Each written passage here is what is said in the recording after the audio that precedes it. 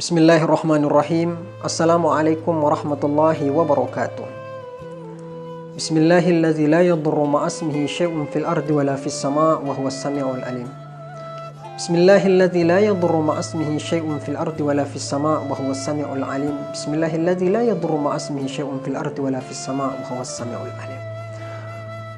Di dalam ajaran Islam ada satu hal yang dititik tekankan dan memiliki ruang yang cukup, yaitu tentang pentingnya menjaga kesehatan dan kebugaran tubuh. Tanpa jiwa, tanpa tubuh yang sehat, maka kita tidak bisa menjalankan ajaran agama itu dengan maksimal. Kita tidak bisa menjalankan ibadah itu dengan khusyuk dan tenang. Imam Syatibi di dalam kitabnya Fi Ushulil Ahkam mengatakan bahwa tujuan dari hadirnya agama itu sejalan dengan prinsip maqasidus syariah untuk memelihara dan menjaga 5 hal. Yang pertama adalah menjaga agama yang dikenal dengan hifzuddin. Hifzun nafas, menjaga jiwa. Hifzul aqal, menjaga akal. Hifzun nasl, menjaga keturunan. Dan hifzul mal, menjaga harta benda. Semuanya itu memiliki 3 level yang berbeda. Ada level yang paling tinggi namanya darurat atau daruriyah. Level yang kedua adalah kebutuhan yang disebut dengan hajiyat, dan level terakhir ada namanya pelengkap yang disebut dengan tahsiniyat. Nah, kaitannya dengan hifzun nafas.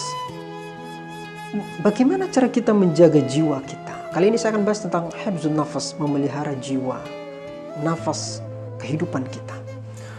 Menjaga kesehatan dan kebugaran tubuh adalah bagian dari bentuk menjalankan tujuan agama, yaitu hifzun nafas. Kenapa? Karena kesehatan adalah modal pokok di dalam mencapai tujuan kehadiran agama. Menjaga jiwa di sini tidak hanya menjaga jiwa pribadi kita sendiri, tetapi juga jiwa seluruh makhluk, menjaga nyawa orang banyak, menghidupkan manusia. Karena itu Islam itu adalah ajaran yang menghidupkan manusia, bukan ajaran yang mematikan manusia. Tentu tidak sejalan dengan prinsip yang digaungkan oleh orang-orang terorisme untuk mematikan manusia dan sebagainya. Hal itu tidak sejalan dengan prinsip maqasidus syariah. Di dalam Al-Quranul Karim, Allah Subhanahu wa taala berfirman, "A'udzubillahi minasyaitonir rajim. Man qatala nafsan bighairi nafsin aw fasadin fil ardi, faka'annama qatala an-nasa jami'an." Barang siapa yang membunuh seorang manusia bukan karena orang itu membunuh orang lain, au fasadin fil ardi, atau membuat kerusakan di muka bumi, faka'annama qatalan nasa jami'a, maka seakan dia telah membunuh nyawa manusia seluruhnya. Waman ahyaha, tetapi sebaliknya barang siapa yang menghidupkan nyawa manusia, faka'annama ahyan nasa jami'a, maka seakan dia telah menghidupkan nyawa manusia seluruhnya. Dalam kasus corona saat ini, salah satu cara kita untuk membangun atau menghidupkan nyawa manusia itu adalah diam di rumah dan menjaga kesehatan. Dan ini terhitung sebagai jihad. Kenapa? Karena menyelamatkan nyawa dan jiwa orang banyak.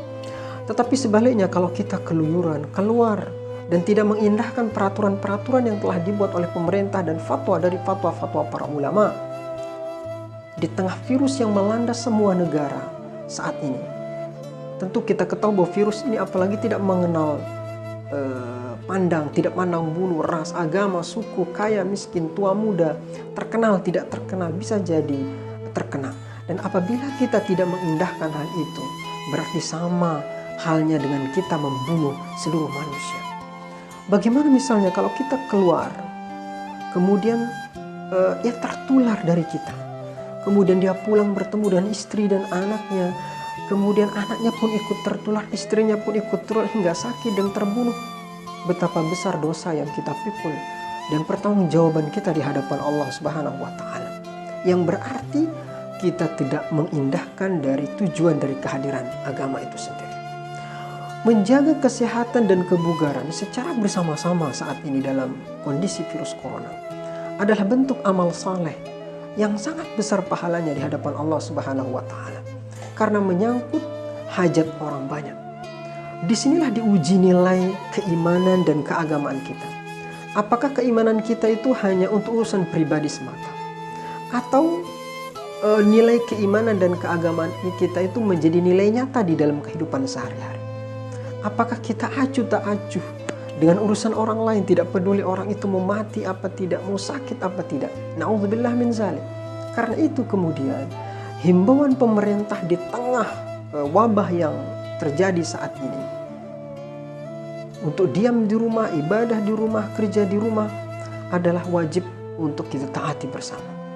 Bahkan kata Syekh Ali Jum'ah, seorang mantan mufti Mesir, mengatakan bahwa haram hukumnya seseorang tidak menaati perintah pemerintah di tengah wabah saat ini. Karena itu kemudian kaitannya dengan kesehatan. Di dalam khazanah Islam, kaitannya dengan kesehatan ini dikenal dua istilah. Yang pertama adalah as-sihah dan yang kedua adalah al-afiyah. As-sihah ini adalah kaitannya dengan kesehatan berupa fisik kita. Sedangkan al-afiyah adalah kesehatan yang berupa jiwa kita.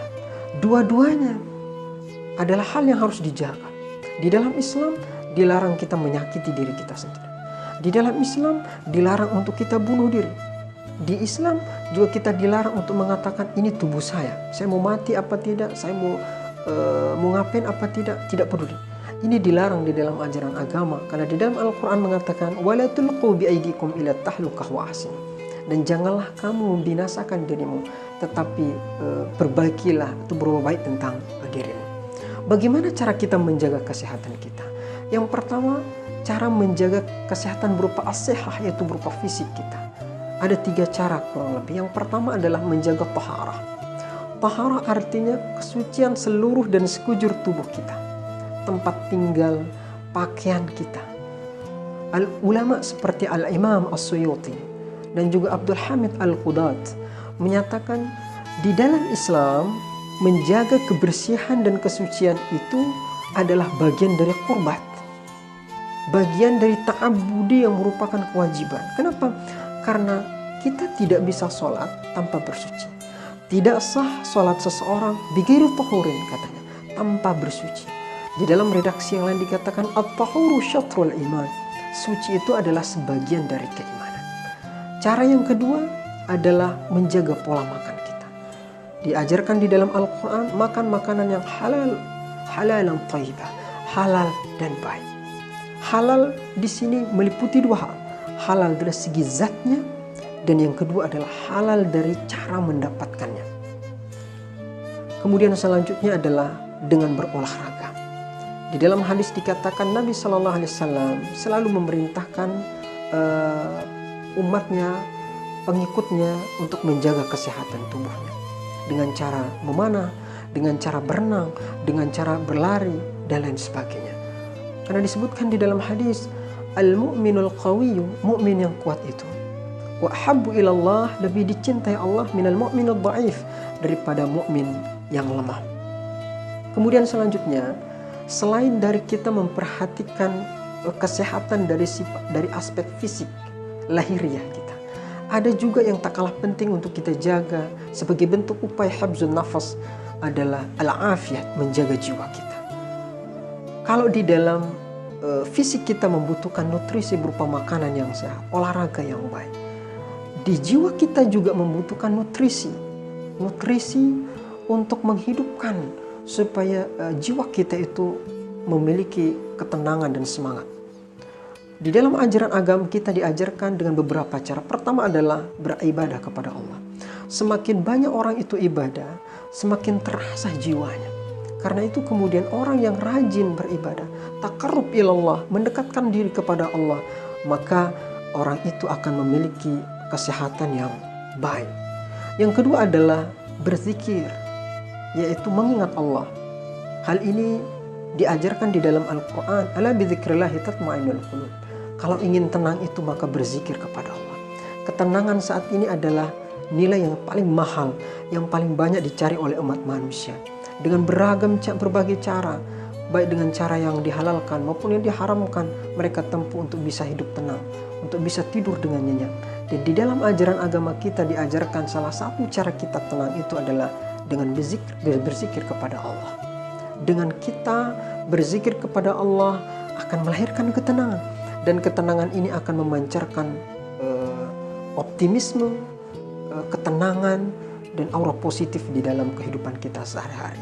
Selanjutnya adalah ikhlas, berhusnuzon, bersyukur, dan menjaga hati. Menjaga hati kita adalah salah satu upaya kita untuk menjaga kesehatan batiniah kita. Dua hal ini yang harus kita jaga, aspek fisik lahir dan juga aspek batin yang harus menjadi prioritas kita bersama. Dan mudah-mudahan virus yang saat ini melanda seluruh warga dunia, termasuk bangsa Indonesia, diberikan kesehatan dan kita bisa melaluinya dengan segera mungkin, dan diberikan kesembuhan kepada saudara-saudara kita yang saat ini sedang sakit. Mudah-mudahan bermanfaat. Wassalamualaikum warahmatullahi wabarakatuh.